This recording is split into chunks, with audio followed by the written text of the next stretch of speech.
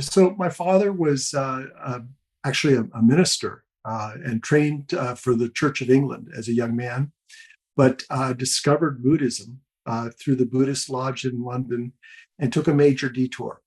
He became very interested in sort of a combination between Zen methods and the Rinzai school, and also at the same time he was being exposed to Vedanta. So throughout his early career, he brings to us a wonderful combination of the warmth and richness of the Vedanta, Dawa, that type of tradition, but mixed with this Zen, um, you know, method. Shall we call it intellectual yoga? There's a gigantic dichotomy, supposedly, between what Alan Watts represents, and what Ram Dass represents. They may have started on different sides of the mountain, but they got to the summit and realized there is only one thing going on, which is the Maharaj used to say he'd just point his finger like this and go, Sabek, it's all one. There is only one thing. It's the same, Krishna, Ram, Muhammad, Buddha, Christ, one. There's only a one.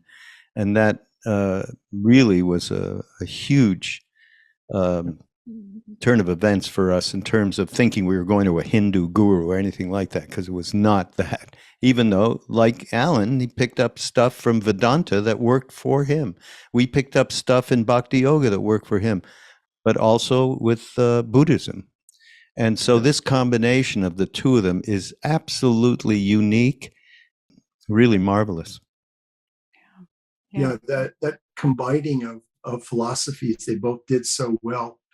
My father, in the later parts of his life, with Taoism and Vajrayana, and I think that they were both bright enough and sensitive enough to recognize the similarities and how they played together intellectually. Alan Watts and Ram Dass, the tremendous influence of bringing the mystic East to the West. I mean, there were other teachers who did it, plenty of them, but not with that huge audience that's kept moving and expanding over all these years to today. I mean, it's proof. I mean, both of them are on the Be Here Now network, podcast network, and it's astounding how many people are tuning in. It's not Joe Rogan, it's consciousness. People have an innate trust when they hear each of these beings, both of them.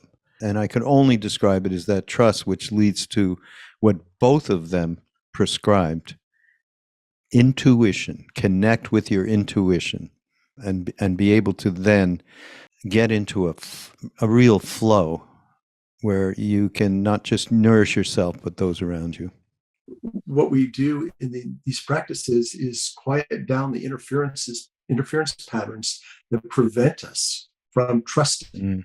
And so it begins internally. Yeah, yeah.